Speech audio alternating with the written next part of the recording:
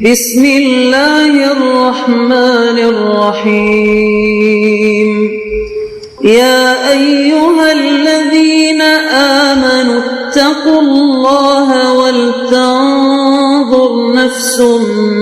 ما قدمت لغد واتقوا اللہ ان اللہ خبیر بما تعملون۔ اے ایمان والو، اللہ سے ڈرتے رہو اور ہر شخص کو دیکھنا چاہیے کہ اس نے کل یعنی آخرت کے لیے کیا سامان بھیجا ہے، اور ہم پھر کہتے ہیں کہ اللہ سے ڈرتے رہو، بے شک اللہ تمہارے سب اعمال سے خبردار ہے۔ بسم اللہ الرحمن الرحیم، الحمد للہ رب العالمین، والصلاة والسلام على اشرف الانبیاء والمرسلین وعلى آلہ واصحابہ اجمعین ومن تبعہم بإحسان الى یوم الدین۔ قابل صد احترام حضرات شائقین و شائقات سچا پیغام، السلام علیکم ورحمۃ اللہ وبرکاتہ۔ آج کی محفل میراث النبی کے نورانی پروگرام میں آپ کا استقبال ہے۔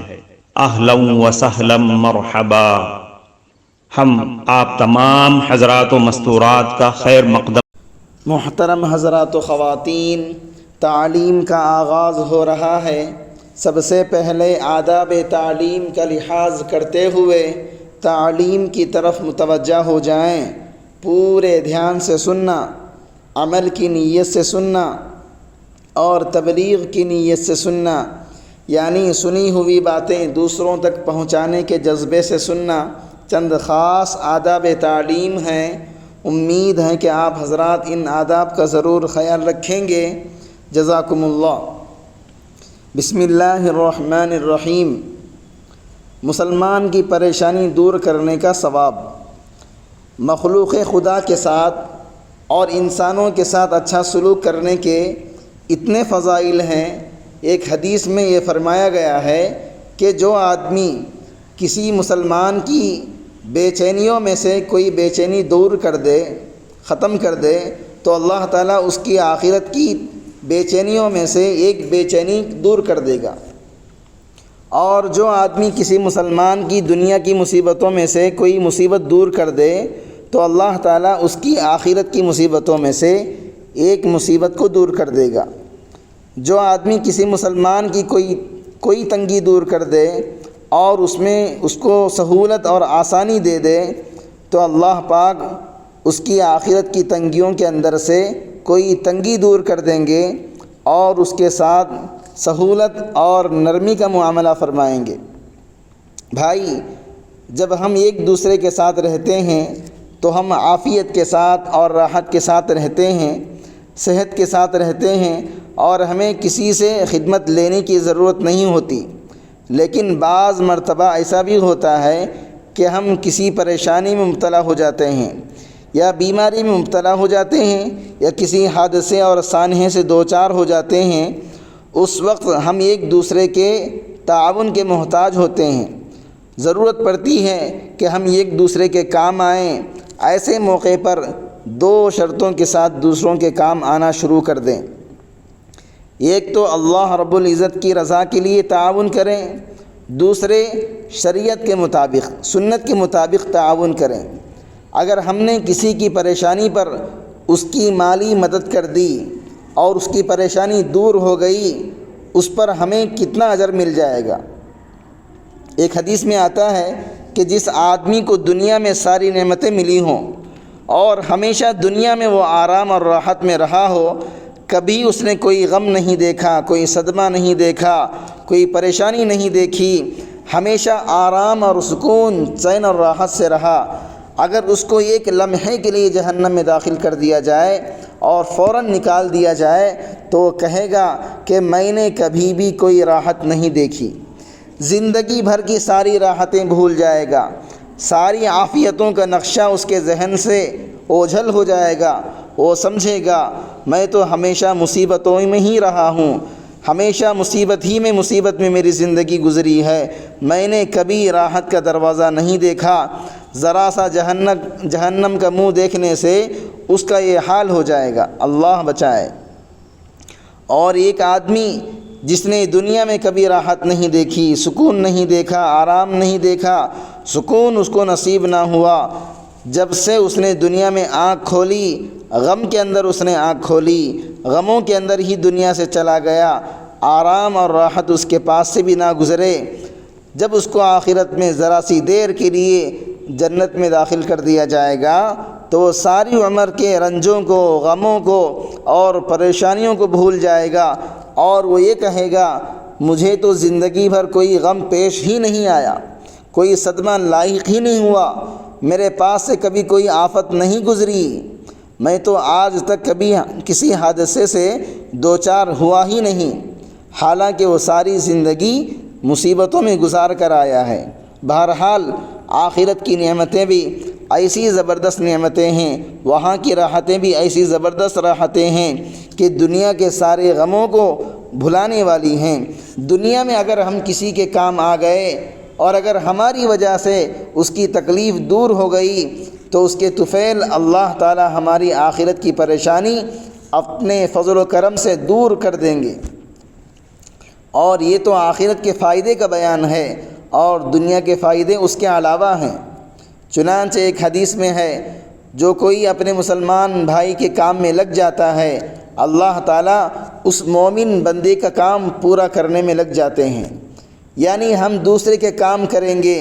ہمارے بھی کام جو اٹکے ہوئے ہیں اللہ تعالیٰ اس کو پورا کرنا شروع کر دیں گے۔ اس کا یہ کام بھی ہو جانا چاہیے، یہ بھی ہو جانا چاہیے، اور جب اللہ پاک ہمارے کام پورا کرنے میں لگ جائیں تو پھر کوئی روک نہیں سکتا، پھر تو وہ ساری بندشیں ختم ہو جائیں گی، اور جتنے کام ناممکن تھے سارے کام ممکن ہو جائیں گے، کیونکہ اللہ تعالیٰ کرنے والے ہیں۔ اندازہ کرو اللہ تعالیٰ کی مخلوق کے ساتھ اچھا سلوک کرنا، ان کے کام آنا کتنی بڑی عبادت ہے، اور کیسا اس کے اوپر اجر و ثواب ہے۔ ایک حدیث میں آتا ہے جو آدمی کسی مومن کی تنگی اور دشواری میں سہولت اور آسانی پیدا کر دے تو اللہ تعالیٰ اس کی آخرت کی دشواریوں اور تنگیوں میں سہولت اور آسانی پیدا کر دیں گے۔ مثلاً کوئی آدمی مقروض ہے، دنیا ایسی ہے کہ اس میں آدمی کو قرض لینا بھی پڑ جاتا ہے، دینا بھی پڑتا ہے، تو جب آدمی مقروض ہو اور قرض کے ادا کرنے کی تاریخ آ جائے تو مقروض ذرا پریشان ہوتا ہے، اور جس نے قرض دیا ہے اس کو حق ہوتا ہے کہ اپنا حق وصول کر لے، اگر نہیں دیتا تو اس سے مطالبہ بھی کر سکتا ہے، مطالبہ پر نہ دے تو عدالت میں بھی جا سکتا ہے، یعنی مانگنے پر اگر نہیں دے گا تو وہ عدالت میں جا سکتا ہے۔ ایک طرف شریعت نے اس کو یہ بھی حق دیا ہے، لیکن ساتھ یہ بھی کہا اگر اللہ کی رضا کے لیے، اللہ کو راضی کرنے کے لیے اس مقروض کو کچھ مہلت دے دے اور یہ کہہ دے اچھا بھائی جب تمہارے پاس ہوں گے تو دے دینا، تو اس کا یہ ثواب ہے، اللہ تعالیٰ بھی اس کی دشواریوں میں، اس کی تنگیوں میں سہولت عطا فرما دیں گے۔ محترم ناظرین کرام، اس دینی اور ایمانی بیان کو سننے کے دوران ہی اس کو لائک کر دیجئے اور شیئر بھی کر دیجئے تاکہ دوسرے بھی اس سے فائدہ اٹھا سکیں۔ اللہ آپ کو جزائے خیر عطا فرمائے۔ ایک عجیب و غریب واقعہ یاد آیا، اللہ رب العزت کی بارگاہ میں ایک تاجر کا معاملہ پیش ہوا، تو اللہ پاک نے فرشتوں کو حکم دیا کہ اس کے نامہ اعمال میں تلاش کرو کیا کیا ہے، کیا کیا نیک کام اس نے کیے ہیں۔ اللہ تعالیٰ کو معلوم ہے، مگر دوسروں پر ظاہر کرنے کے لیے ایسا انداز اختیار فرماتے ہیں۔ تو جب فرشتوں نے اس کا نامہ اعمال دیکھا تو اللہ تعالیٰ سے عرض کیا اے پروردگار، اس کے نامہ اعمال میں تو نہ نماز ہے، نہ روزہ ہے، نہ حج ہے، نہ زکوٰۃ ہے، یہ تو تاجر اور دکاندار آدمی تھا، کاروبار کرتا تھا، نماز پڑھتا نہیں تھا، نہ روزہ رکھتا تھا، نہ حج کرنے جاتا تھا، اور نہ زکوٰۃ ادا کیا کرتا تھا۔ اس پر اللہ رب العزت نے فرشتوں سے فرمایا کہ نہیں، دیکھو کچھ نہ کچھ تلاش کرو، اچھی طرح دیکھو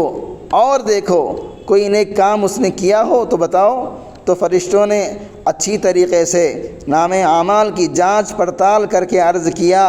اے پروردگار،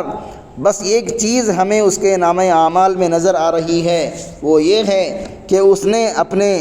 پاس کام کرنے والوں کو اور اپنے غلاموں کو یہ تاکید کر رکھی تھی کہ دوران کاروبار تمہارا جب لوگوں کے ساتھ معاملہ ہوا اور تم کسی کو مال دو، ان کی طرف پیسے رہ جائیں ادھار یا کسی اور وجہ سے تم کسی کو قرض دے دو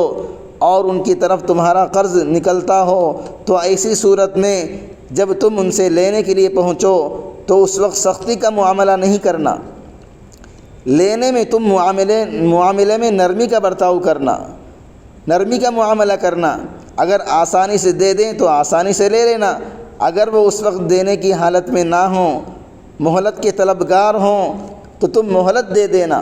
ڈانٹنا نہیں، سختی نہیں کرنا، اصول کرنے کے اندر سختی سے کام مت لینا۔ یہ اس نے اپنے غلاموں کو تاکید کر رکھی تھی۔ فرشتوں نے کہا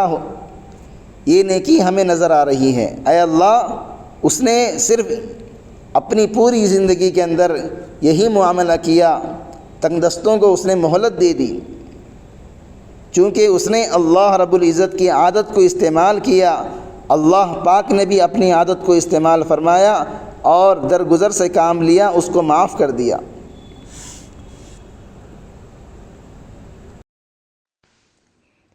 معزز شائقین و شائقات سچا پیغام، آپ کو اندازہ لگ گیا ہوگا کہ یہ مضمون کتنا اہم ہے اور کس قدر فائدہ مند ہے۔ کم سے کم درجے میں سوشل میڈیا کے ذریعے سے بھی ہم اس کو زیادہ سے زیادہ شیئر کریں گے تو دعوت کے فریضے کی کوششوں میں ہم بھی اپنا کچھ حصہ ڈالنے والے بن سکتے ہیں۔ لہٰذا زیادہ سے زیادہ اس کو عام کریں تاکہ پوری دنیا کے ہندوؤں کی غلط فہمی دور ہو جائے اور انہیں یہ زمینی حقیقت معلوم ہو جائے اور وہ اپنے اصل مذہبی لیڈر پیغمبر آخر الزماں حضرت محمد الرسول اللہ صلی اللہ علیہ وسلم کو ماننے پر مجبور ہو جائیں اور کلمہ پڑھ کر آپ کے ساتھ ساتھ وہ بھی جنت میں جانے والے بن جائیں۔